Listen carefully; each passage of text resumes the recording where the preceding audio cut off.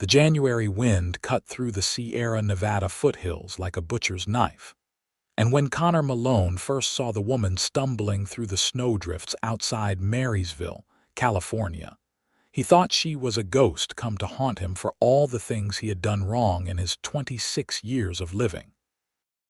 The winter of 1879 had brought unprecedented snowfall to the goldfields, and most sensible folks had retreated indoors days ago when the first flakes started falling. But there she was, a dark figure against the blinding white, her skirts dragging through snow that reached past her knees, moving so slowly that Connor knew she would not make it another 100 yards before the cold claimed her completely. He urged his horse forward, the animal's breath creating clouds of steam in the frigid air. His own face felt like leather stretched too tight across his bones, and his fingers had gone numb inside his gloves an hour ago. He had been riding from his claim in the mountains, hoping to reach town before the storm worsened. But now all thoughts of his own comfort vanished as he watched the woman collapse forward into a drift. Connor kicked his horse into as much of a run as the deep snow would allow, his heart hammering against his ribs with an urgency he could not explain. When he reached her, she was trying to push herself up with arms that shook so violently he could see the tremors from where he sat in his saddle. Her dark hair had come loose from whatever pins had held it, and it hung in wet tangles around a face so pale it might have been carved from marble. Her lips had gone blue, and her eyes, when they met his, held a wildness that spoke of desperation and fear. "Madam," Connor said, swinging down from his horse and sinking knee-deep into the snow beside her. "Let me help you." She tried to speak, but her teeth were chattering so hard that no words came out. Ice had formed on her eyelashes and her clothes were soaked through. Connor did not wait for permission. He stripped off his heavy coat and wrapped it around her shoulders, then lifted her bodily from the snow. She weighed almost nothing, or perhaps the fear and adrenaline made her seem so. Her head fell against his chest, and he could feel the violent shivering that racked her entire frame. Getting her onto his horse required some maneuvering, but Connor managed to settle her in front of the saddle before hauling himself up behind her. He wrapped his arms around her to hold her steady and grabbed the reins, then urged the horse forward through the storm. Marysville was still 2 miles away, but there was an old line shack he remembered from his early days in the territory, a place where miners sometimes sheltered when weather turned foul. If he could get her there, get her dry and warm, she might survive this. The wind howled around them like a living thing trying to tear them from the saddle. Connor bent low over the woman, using his body to shield her from the worst of it. She had stopped shaking, which worried him more than the tremors had. He knew enough about cold to understand that stillness could mean the body was giving up its fight. "Stay with me," he said against her ear, though he doubted she could hear him over the wind. "Just stay with me a little longer."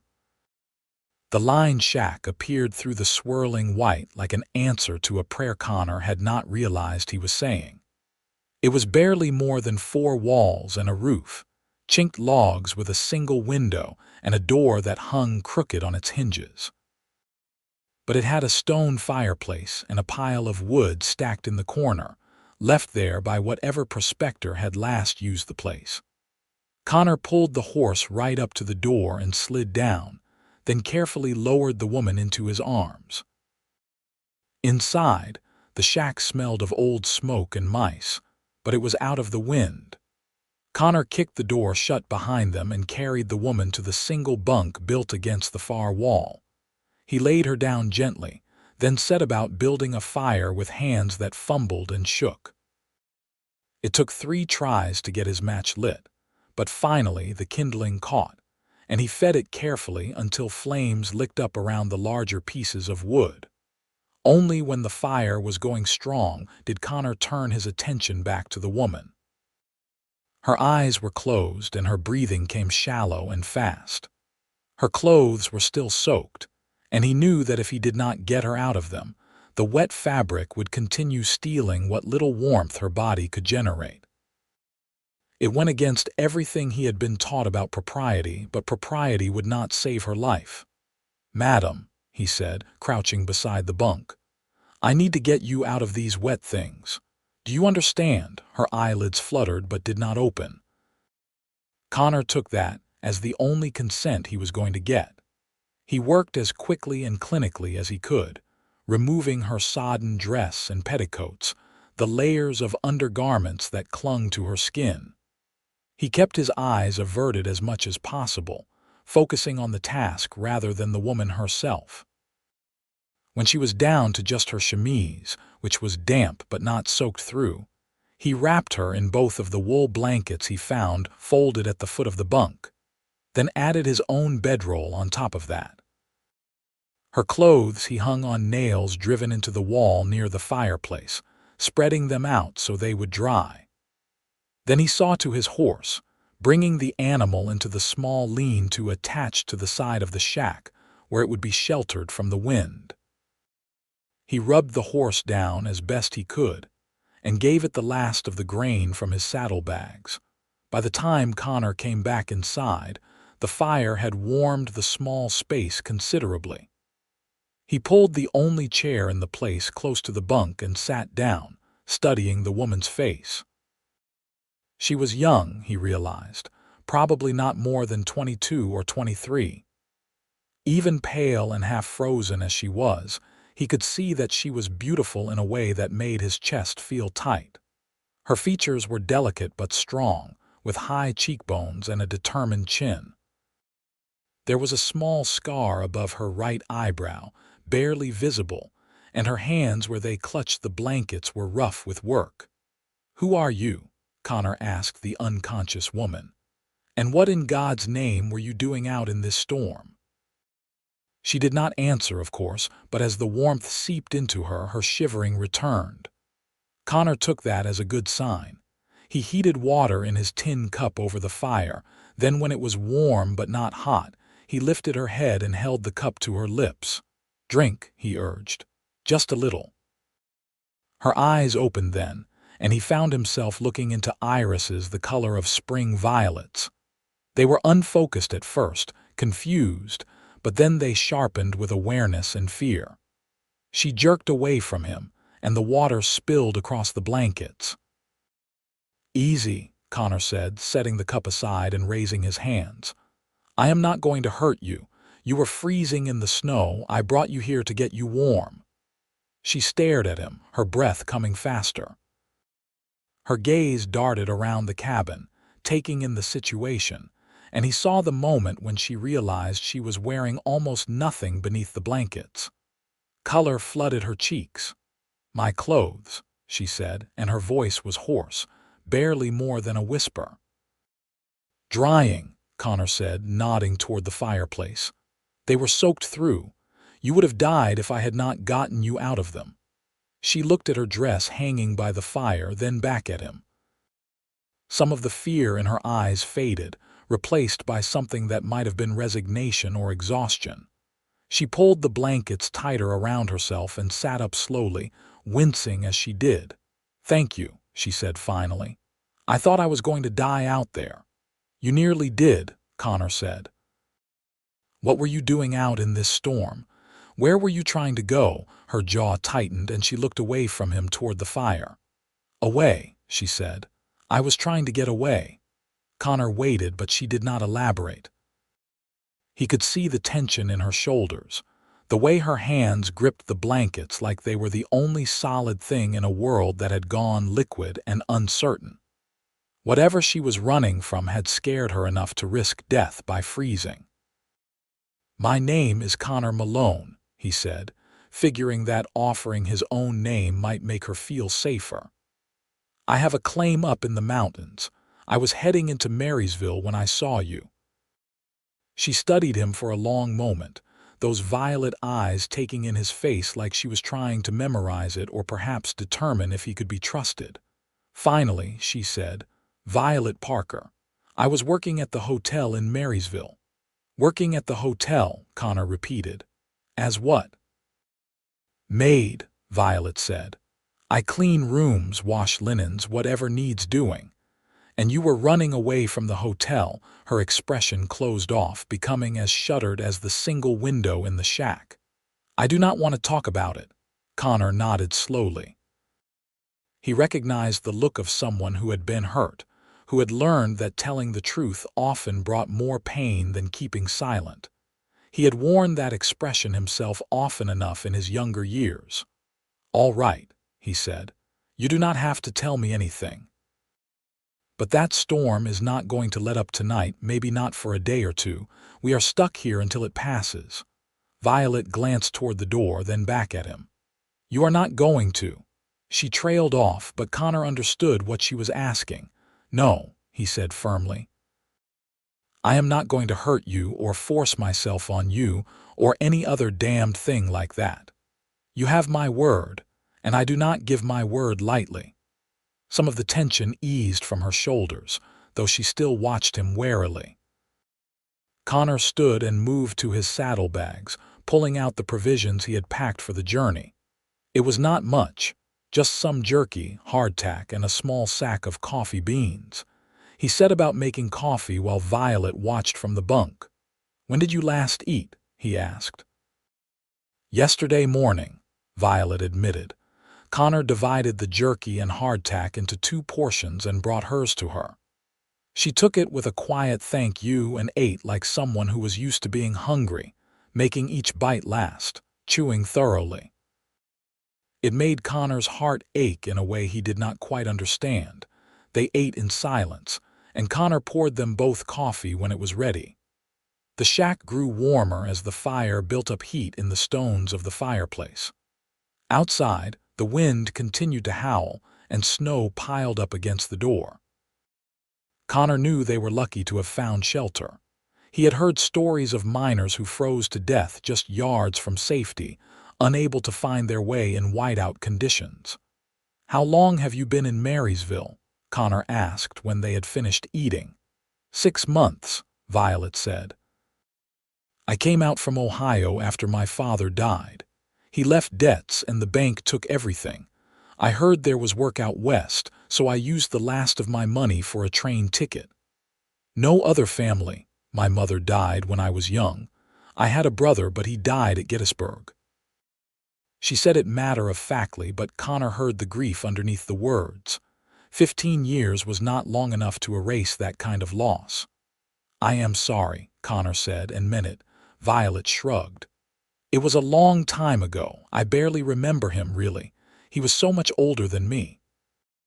Connor sipped his coffee and studied her face in the firelight.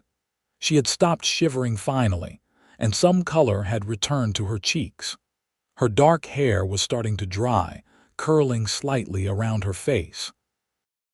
He found himself wondering what she looked like when she smiled, when she was not running scared from something or someone. What about you? Violet asked, surprising him. How long have you been out here? 8 years, Connor said. I came out in '71 when I was 18. Figured I would make my fortune in the gold fields like everyone else.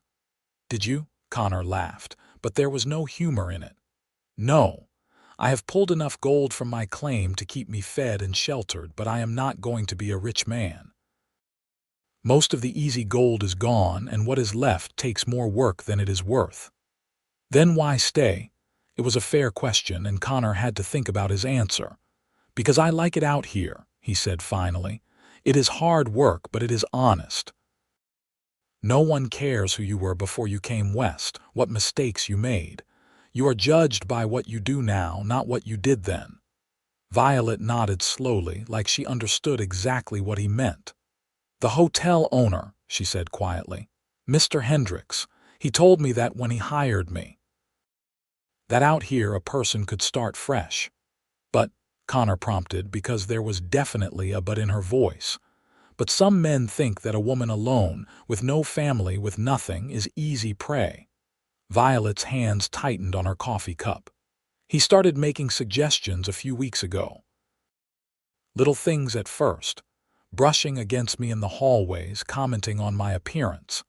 Then yesterday he cornered me in the laundry room and said that if I wanted to keep my position, I would need to be more friendly. Rage, hot and fierce, flared in Connor's chest. Did he hurt you? I hit him with a flat iron and ran, Violet said, and there was a grim satisfaction in her voice. I grabbed my coat and just ran. I did not even go back to my room for my things. I knew he would come after me and I could not let him catch me. So you ran out into a blizzard. I did not realize how bad the storm was until I was already away from town, and by then I could not find my way back. Violet looked down at her coffee. I thought I would die out there. I was almost ready to lie down and let it happen. Then you appeared. Connor set his cup down and leaned forward, his elbows on his knees. I am glad I found you when I did. Their eyes met, and something passed between them in that moment, something Connor could not name but felt all the way down to his bones. Violet looked away first, her cheeks coloring slightly. Your dress should be dry enough by morning, Connor said, breaking the silence. When the storm passes, I will take you back to Marysville. You can file a complaint against Hendricks with the sheriff. The sheriff is his brother-in-law, Violet said flatly. Of course he is. Connor rubbed his hand over his face. Then what do you want to do? I do not know. Violet's voice was small, defeated. I have nowhere to go, no money, no job. Even if I could get work somewhere else, who would hire me without a reference, and Hendricks will tell everyone I am a thief or worse. Connor thought about that, about the impossible situation she found herself in. In his mind, he ran through possibilities, options, ways to help this woman who was little more than a stranger but who had somehow become important to him in the space of a few hours.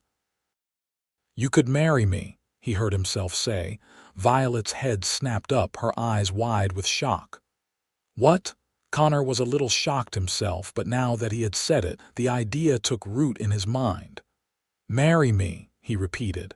You need protection, a name, a place to go. I can give you all of that. You do not even know me, Violet said. Why would you do that? Because you need help, and I can provide it, Connor said. And because I am tired of being alone up in those mountains with no one to talk to but my horse. I know it is not romantic, or what you probably dreamed of when you thought about getting married, but it would solve your immediate problem. Violet stared at him like he had lost his mind, and maybe he had. But the more he thought about it, the more sense it made. He had land, a cabin, a way to make a living. She had nothing but her determination to survive. Together they could build something. I do not love you, Violet said carefully. I do not love you either, Connor said, but I respect you. I respect what you did, choosing possible death over dishonor. That takes courage, and maybe respect is a better foundation than love anyway. I do not know anything about being a miner's wife, about living in the mountains or keeping house in a cabin or any of that. I do not know anything about being a husband, Connor countered. We would figure it out together. Violet worried her lower lip between her teeth, thinking. Connor could see her mind working, weighing her options, calculating risks and benefits. She was smart, he realized. Smart and brave and practical. You would not expect me to. Not right away, I mean. She trailed off, color flooding her cheeks again. I would not force you to anything, Connor said. We would take things at whatever pace you are comfortable with.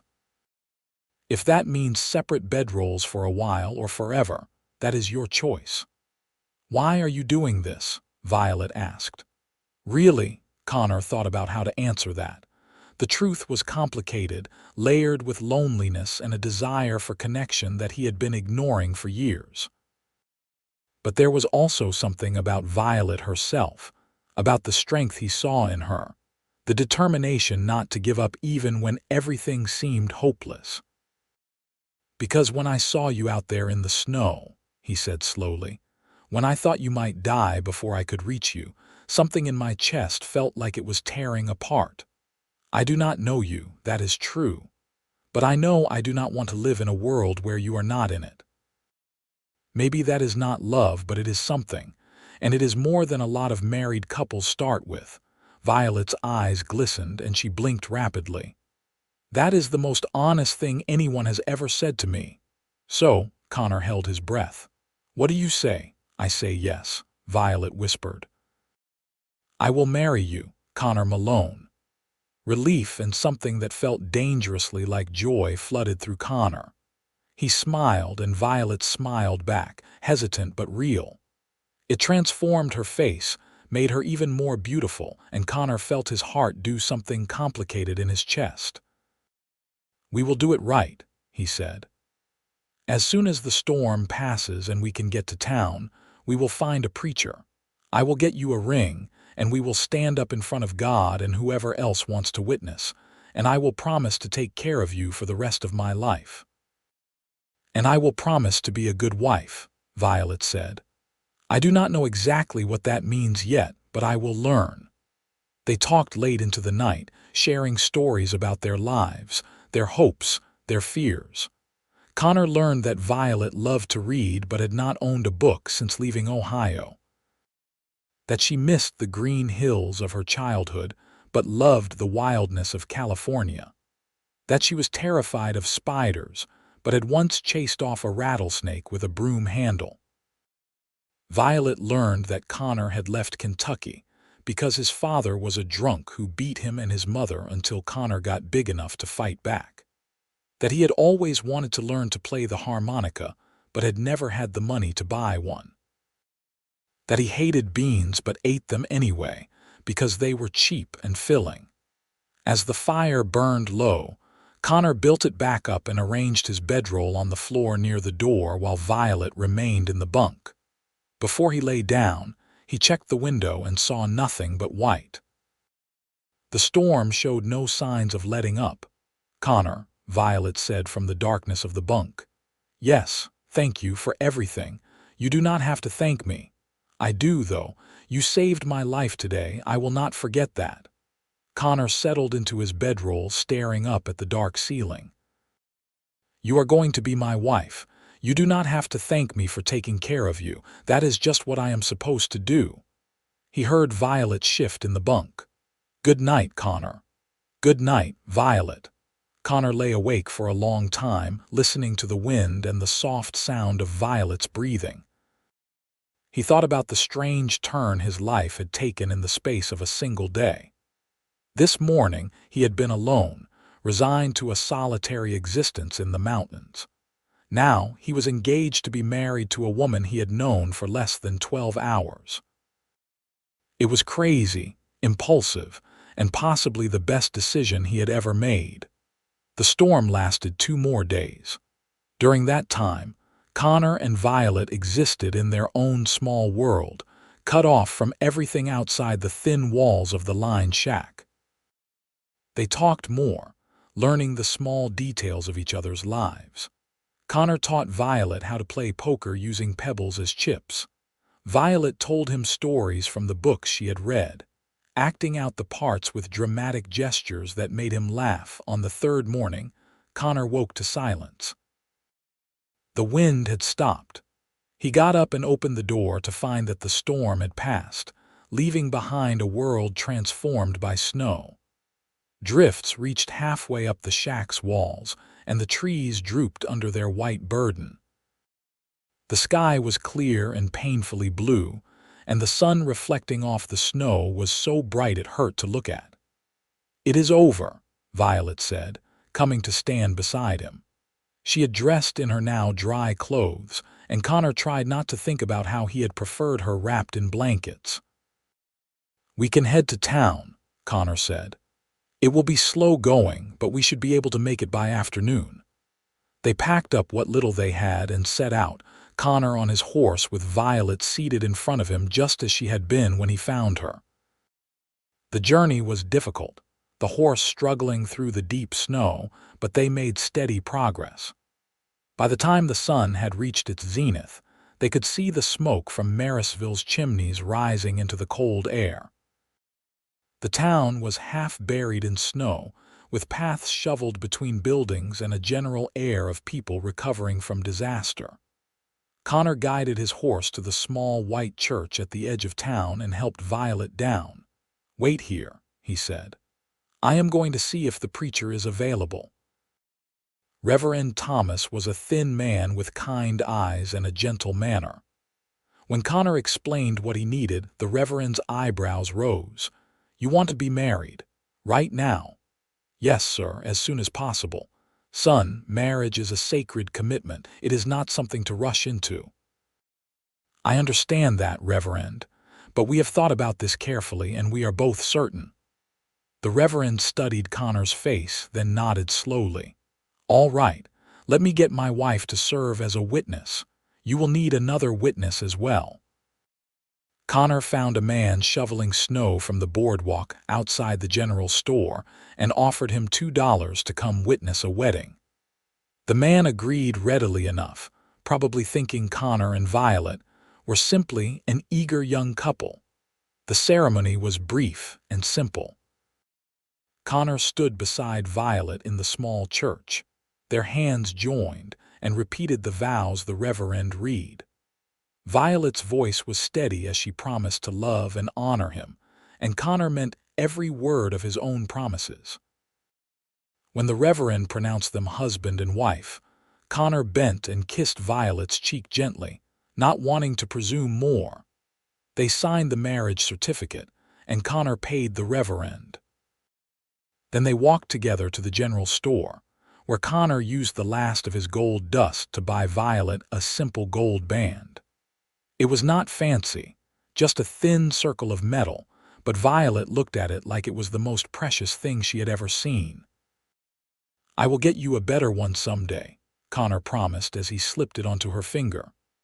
"This one is perfect," Violet said firmly. They stayed in Marysville only long enough to buy supplies that Connor's cabin lacked. He pointedly avoided the hotel, though he saw Violet glance at it nervously as they passed. He wanted to march in there and give Hendricks a piece of his mind, preferably with his fists, but Violet had asked him not to make trouble, so he kept walking. The ride to Connor's claim took the rest of the afternoon. The cabin sat in a small valley between two hills, sheltered from the worst of the wind. It was built of logs chinked with mud and moss, with a stone chimney and real glass windows that Connor had hauled up from town at great effort. It was small, just one room with a loft for sleeping, but it was solid and tight and dry. Connor helped Violet down from the horse and watched nervously as she surveyed what was now her home. He tried to see it through her eyes, the rough furniture he had built himself, the floor of packed earth, the few supplies on the shelves he had built into one wall. It was not much compared to life in town, even life as a maid in a hotel. "It is wonderful," Violet said, and she sounded like she meant it. Connor let out a breath he had not realized he was holding. "It is not fancy, but it is warm and weather-tight.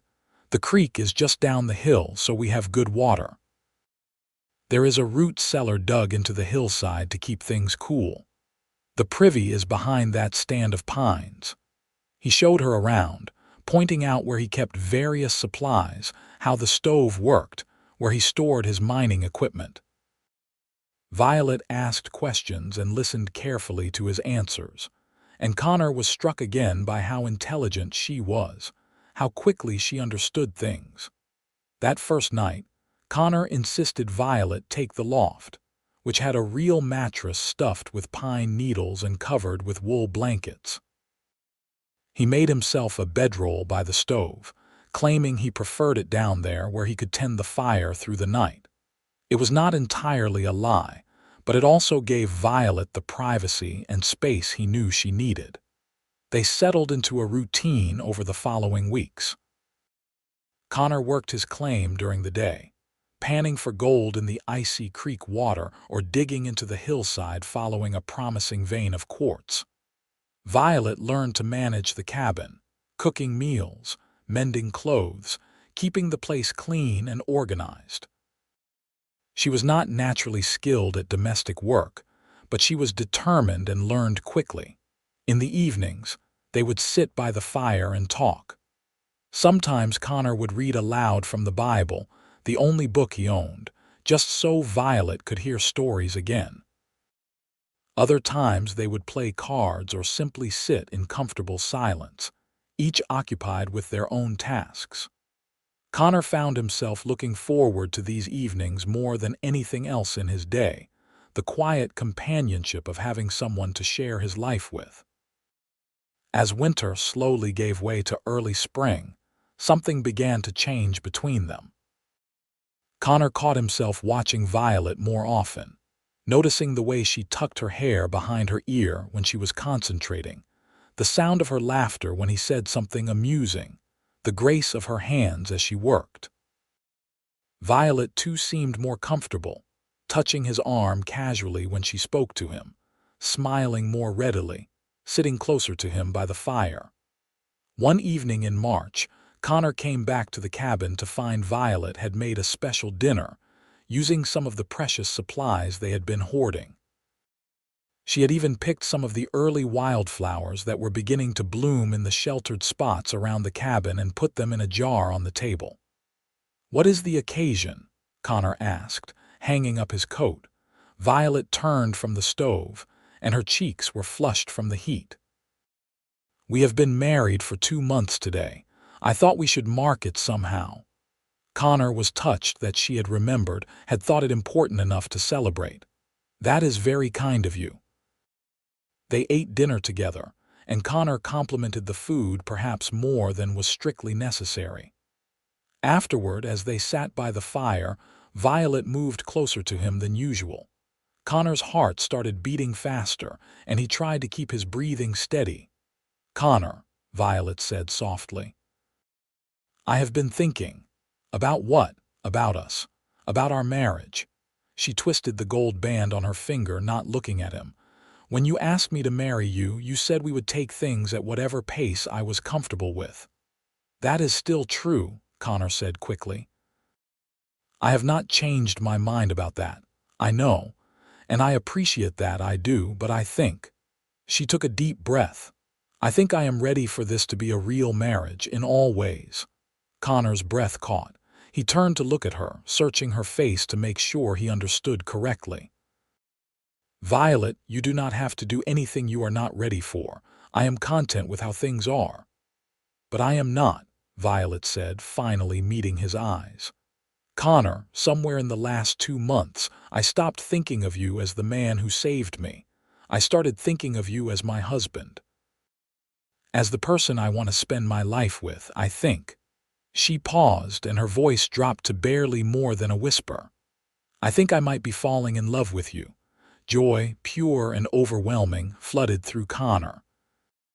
He reached out and cupped Violet's face in his hand, his thumb brushing across her cheekbone. "I am definitely falling in love with you," he said. "I think I started the moment I saw you fighting your way through that snow, too stubborn to give up and die." Violet laughed, and it sounded like tears and happiness all mixed together. "That is a terrible reason to fall in love with someone." "I have other reasons," Connor said. "About 1,000 of them. Your courage, your kindness, the way you sing when you think I cannot hear you. How you always share the last of anything we have even though I know you are still hungry. The way you look in the morning with your hair all loose. How hard you try at everything, even things that do not come naturally. The sound of your laugh. The fact that you have never once complained about living in this cabin in the middle of nowhere." "I could name 1,000 reasons too," Violet said. "Your gentleness, your honor, how hard you work to provide for us, the way you always ask my opinion about things. How you have never once made me feel like I owe you anything, even though you saved my life. The stories you tell, your smile, the way you look at me sometimes like I am something precious." "You are precious," Connor said. "To me, you are the most precious thing in the world." He leaned forward slowly, giving her time to pull away if she wanted, but Violet met him halfway. Their lips touched softly, tentatively, and it was nothing like Connor had imagined a kiss would be. It was better. It was gentle and sweet and full of promise. When they pulled apart, both of them were smiling. "I love you," Violet said, and this time her voice was strong and certain. "I love you too," Connor said, and meant it with his entire heart. That night, Connor climbed the ladder to the loft for the first time since bringing Violet to the cabin. She was waiting for him, her dark hair loose around her shoulders, her eyes bright in the lamplight. What happened between them was tender and slow, a mutual discovery and gift. Afterward, they lay tangled together under the blankets, and Connor thought he had never been so happy in his entire life. As spring turned to summer, their love continued to deepen and grow. Connor taught Violet to pan for gold, and though she was not particularly good at it, she enjoyed splashing in the creek and keeping him company while he worked. Violet planted a garden in the clearing beside the cabin, coaxing vegetables from the rocky soil with determination and care. They took walks in the evening, exploring the hills and valleys around their claim, and Connor showed her secret places he had discovered over the years. In July, a traveling merchant came through, and Connor traded some of his gold dust for a used harmonica. He spent the next weeks teaching himself to play, producing sounds that Violet generously called music. She laughed at his mistakes, but also clapped when he finally managed to play a recognizable tune. They made love frequently and with increasing confidence, learning what brought each other pleasure. Connor marveled at how perfectly Violet fit against him, how right it felt to hold her in his arms. Violet became bolder, initiating intimacy as often as Connor did, and he loved that about her, the way she claimed her own desires without shame. By September, Violet's dresses were growing tight around her middle. At first she said nothing, but Connor noticed. He noticed everything about her. Finally, one morning as they were eating breakfast, she put down her fork and looked at him with a mixture of excitement and nervousness. "Connor, I am with child." Connor felt like all the air had been knocked out of his lungs. "You are certain as I can be without a doctor." "I have missed my courses twice now, and I have been sick every morning for weeks." Connor got up and moved around the table, pulling Violet to her feet and into his arms. He held her tight, feeling the slight swell of her belly between them. A baby. They were going to have a baby. "Are you happy?" Violet asked against his chest. "Happy does not begin to cover it," Connor said. "I am terrified and thrilled and more grateful than I can put into words." Violet pulled back to look at him. "I am scared too. I do not know the first thing about being a mother." "We will figure it out together," Connor said. "Just like we have figured out everything else." Over the following months, Connor watched Violet's belly grow round with their child. He built a cradle out of pine wood, sanding it smooth so there would be no splinters, and Violet sewed blankets and tiny clothes from fabric Connor bought on his monthly trips to town. He worried constantly about her, about the baby, about all the things that could go wrong. But Violet remained calm and practical, reading the chapters about childbirth in the medical book Connor had purchased from the general store. In March, exactly 1 year after their wedding, Violet went into labor. It was a long, difficult process that terrified Connor more than anything he had ever experienced. He held Violet's hand, wiped her forehead with cool cloths, and felt utterly helpless as she labored to bring their child into the world. Finally, as the sun was setting, their son was born. He was small and red and screaming, and Connor thought he was the most beautiful thing he had ever seen. Violet held the baby against her chest, exhausted but smiling, and Connor knelt beside the bed and wept with joy and relief. They named him Thomas, after Connor's grandfather, the only member of his family he had loved. Thomas had his mother's dark hair and his father's blue eyes, and Connor fell in love with him instantly.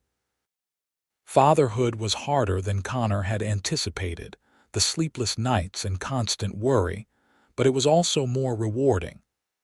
Watching Violet nurse their son, seeing her gentle with him, patient through the crying and the messes, made Connor love her even more. Life settled into a new rhythm with Thomas in it. Connor continued to work his claim, but he took more breaks to come back to the cabin and check on Violet and the baby. Violet managed to care for Thomas and still keep their household running, though Connor helped more now with cooking and cleaning. They were tired all the time, but they were also happy in a deep, bone-satisfied way. When Thomas was 6 months old, Connor struck a vein of gold that was richer than anything he had found before. He worked it carefully, extracting as much as he could before it played out. With the money from that gold, he bought Violet the better wedding ring he had promised her, this one with a small diamond set in it. He also bought books, a whole crate of them from a widow in Marysville who was selling her late husband's library. Violet cried when she saw them, and Connor counted it as one of his greatest achievements. Thomas grew from a baby into a toddler, walking and talking and getting into everything. He was curious and fearless, and Connor lived in constant terror that he would hurt himself. But Violet was more relaxed, understanding that scrapes and bruises were part of childhood. She would kiss Thomas's injuries and send him back out to play. When Thomas was 3, Violet became pregnant again. This time she carried the baby with more confidence, knowing what to expect. Their daughter was born on a cold November morning, arriving faster than Thomas had, squalling her displeasure at the world. They named her Elizabeth, and she had her father's blonde hair and her mother's violet eyes. The cabin became more crowded with 4 of them in it, so Connor spent the next year building an addition, 2 more rooms that gave them space to breathe. He also improved the cabin, adding better windows, a proper wooden floor in the main room, and a larger stove for cooking. With 2 children to feed and clothe, he worked longer hours at his claim, and he took on occasional work in town when mining was slow.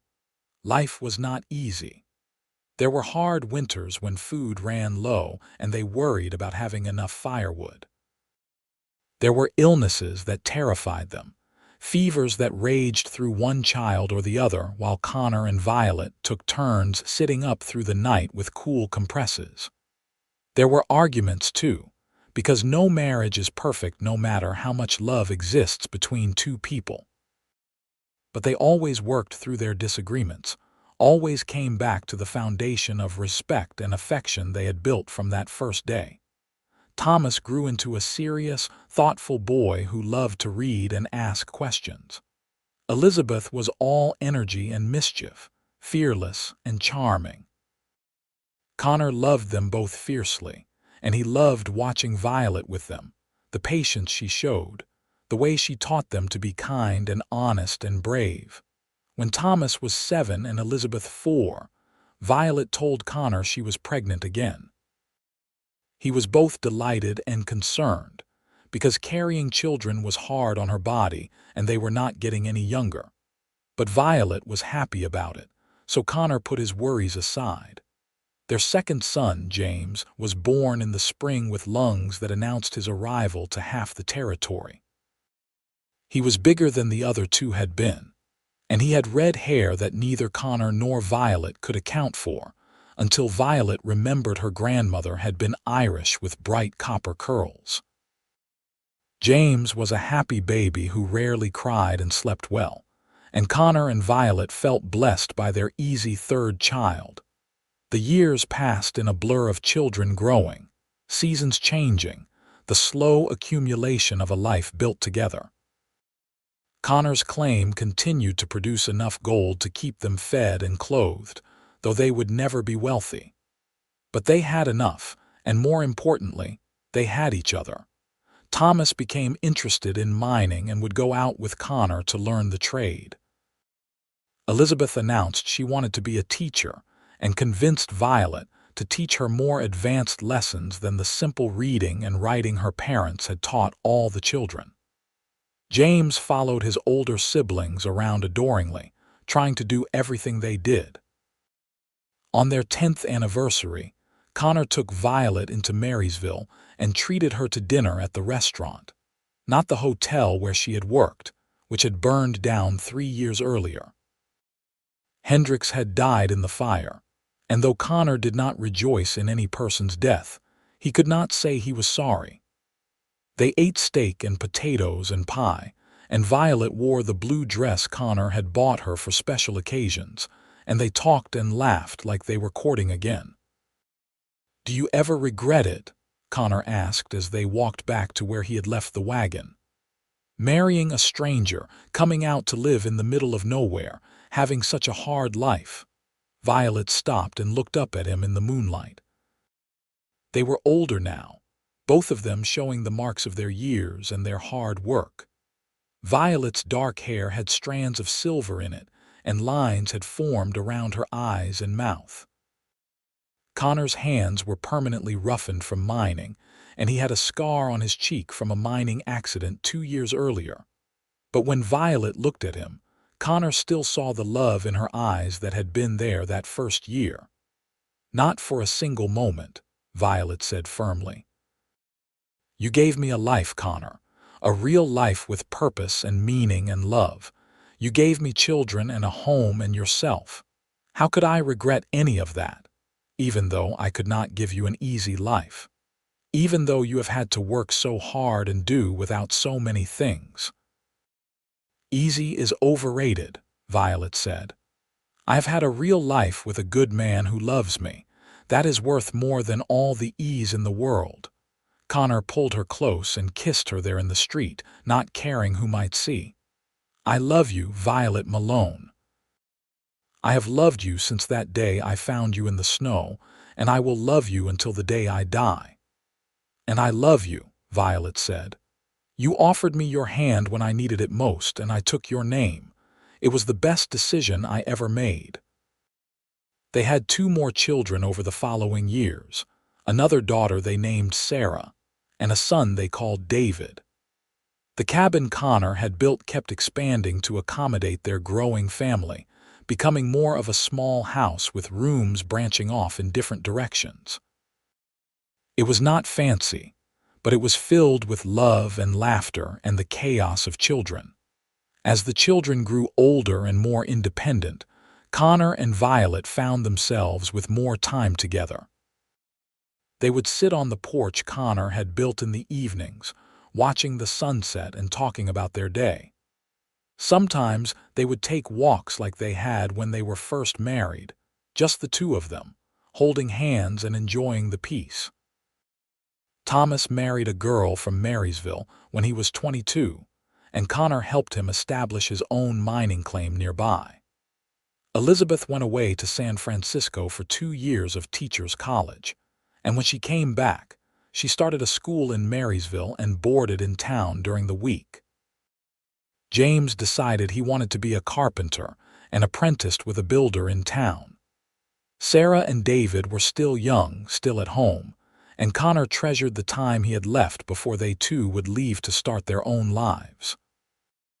On their 25th anniversary, all 5 children and Thomas's wife came to the cabin for a celebration. Violet cooked for days, preparing enough food for the crowd, and Connor brought out the fiddle he had learned to play in addition to his harmonica. They ate and talked and laughed, and Connor played music while the younger children danced. He watched his family, this miracle that had grown from him finding a half-frozen woman in the snow, and felt gratitude so profound it hurt. That night, after everyone had left or gone to bed, Connor and Violet lay together in their bed, the same bed they had shared for most of their marriage. "I have been very lucky," Connor said, his fingers tracing patterns on Violet's arm. "We both have," Violet agreed. "No, I mean it. If that storm had not happened, if I had not taken that particular route back to town, if I had been even 5 minutes later, I would never have found you. My entire life would be different, lonely, empty. Violet rolled over to face him. But you did find me. You saved me in more ways than just pulling me from the snow. You gave me a reason to keep living when I thought I had nothing left. We saved each other, Connor said. Yes, Violet agreed. We did.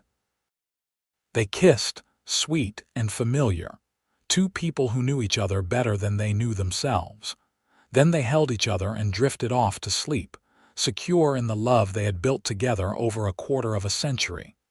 The years continued their march forward. Connor's hair turned completely white, and his hands developed arthritis that made mining difficult. Violet's back troubled her, and she moved more slowly than she once had. But they adapted, finding new ways to do things, accepting the limitations age brought with grace. Thomas took over the main claim, and Connor advised rather than working directly. Elizabeth married a banker from Marysville and had 3 children of her own. James opened his own carpentry business and did well enough to buy a house in town. Sarah became a nurse, and David followed his older brother into mining. The cabin that had once been crowded with children became quiet again, just Connor and Violet like it had been in the beginning. They did not mind the quiet. They had had their time of noise and chaos, and now they appreciated the peace. They sat together in the evenings, reading or talking or simply existing in comfortable silence. They made love less frequently but no less meaningfully, their bodies familiar to each other, their connection deep and unshakable. On their 40th anniversary, the family gathered again, and this time there were grandchildren running around, 10 of them in various ages. Connor watched them play and thought about how one impulsive decision made in a blizzard had led to all of this, to this legacy of love and family. He pulled Violet aside during the celebration and led her down to the creek, where he had first taught her to pan for gold. The water burbled over the rocks, and the late spring air was warm and sweet with the scent of wildflowers. "Do you remember the first time I brought you here?" Connor asked. "Of course. I was terrible at panning and you were so patient with me." "You were not terrible. You were learning." Connor took both of Violet's hands in his.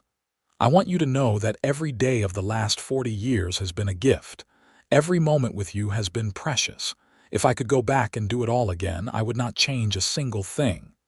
Tears shimmered in Violet's eyes. "You old fool. You are going to make me cry at my own anniversary party." "Good tears, I hope. The best tears." Violet squeezed his hands. "I love you, Connor Malone. I have loved you for 40 years, and I will love you for however many more we have left." "Forever," Connor said. "I will love you forever." They stood there by the creek, 2 old people who had built a life together from nothing, and Connor felt at peace. He had not had an easy life, and neither had Violet. They had struggled and worked and sacrificed, but they had done it together, and that had made all the difference. The sun began to set, painting the sky in shades of orange and pink and purple. From up at the cabin, they could hear the sounds of their family, their children and grandchildren, the legacy of their love. Connor put his arm around Violet's shoulders and she leaned into him, fitting perfectly against his side like she always had. "We should get back," Violet said eventually, "before they send someone looking for us." "In a minute," Connor said. "Let me just hold you here a little longer." So they stood together as the sun set, and the first stars began to appear in the darkening sky. 2 people who had found each other in a blizzard and built a love that would last beyond their own lifetimes.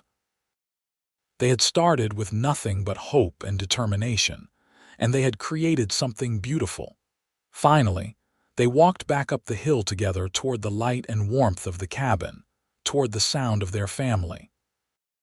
Connor held Violet's hand, his fingers intertwined with hers, and thought about how lucky he had been that day he saw a woman struggling through deep snow and offered his hand.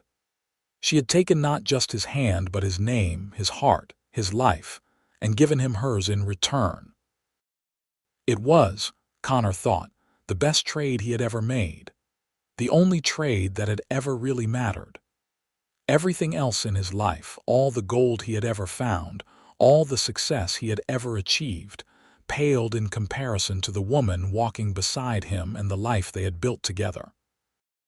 As they reached the cabin and their family surrounded them with hugs and laughter, Connor caught Violet's eye across the room.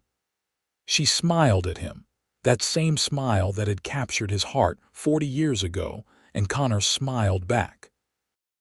They had been through blizzards and hardship, joy and sorrow, struggle and triumph. They had raised children and built a legacy. They had loved each other through it all. And they would love each other still, until the very end and beyond. Two souls who had found each other in the snow and forged a bond that nothing could break. It was not the story Violet had imagined for herself when she ran into that storm, and it was not the life Connor had expected when he headed into town that winter day. But it was their story, their life, and it was perfect in all its imperfect reality. The party continued late into the night, and eventually the grandchildren were put to bed in various corners of the house, and the adult children said their goodbyes and headed home. Connor and Violet cleaned up together, working in the comfortable rhythm of long practice, and then they retired to their room. "Tired?" Connor asked as Violet sat on the edge of the bed. "Exhausted," she admitted, "but happy. Me too." Connor sat beside her and took her hand. "Thank you." "For what?" "For saying yes. For taking a chance on a stranger in a lined shack. For building this life with me. For everything." Violet leaned her head on his shoulder. "You do not have to thank me for loving you, Connor. It has been the easiest thing I have ever done." They sat there together for a long moment, and Connor thought about all the years behind them and whatever years they had left ahead. He knew they were growing old, that their time together was finite, but he was not afraid. They had lived fully, loved deeply, and created something that would outlast them. "Come on," Violet said finally, standing and pulling Connor to his feet. "Let us get some sleep. We are not as young as we used to be." "Speak for yourself," Connor said, making her laugh. They got ready for bed and lay down together, Violet curling into Connor's side like she had done for 40 years. Connor kissed her forehead and closed his eyes, feeling blessed beyond measure. Outside, the stars wheeled overhead, and the creek continued its eternal song, and somewhere in the hills, an owl called. Inside the cabin, two people who had found each other against all odds drifted off to sleep, secure in their love and the life they had created. The story of how they met would be told and retold over the years, passed down through generations. The cowboy who saw a woman alone in deep snow and offered his hand. The woman who took not just his hand but his name and gave him her heart. It would become family legend, a love story for the ages. But for Connor and Violet, it was simply their life, the best life either of them could have imagined. A life built on respect and trust and love, on the simple decision to face the world together rather than alone. They had started as strangers in a storm and become partners in everything. They had created a family, a legacy, a love that would endure long after they were gone.